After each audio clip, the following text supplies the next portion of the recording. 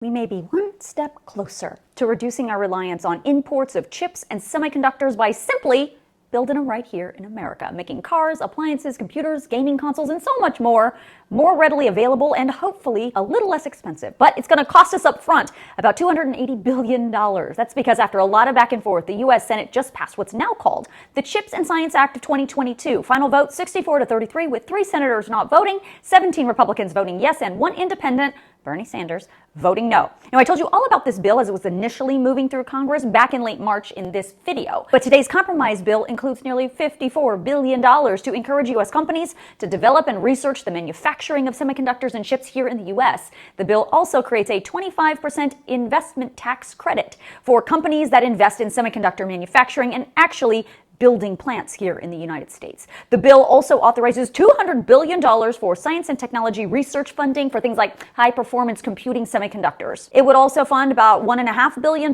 for next-generation wireless research and establish new long-term policies for the nation's space program. By the way, there's also $20 million tucked in that bill for security for Supreme Court justices. Now, I'm sure you're wondering why we need this bill and all that money.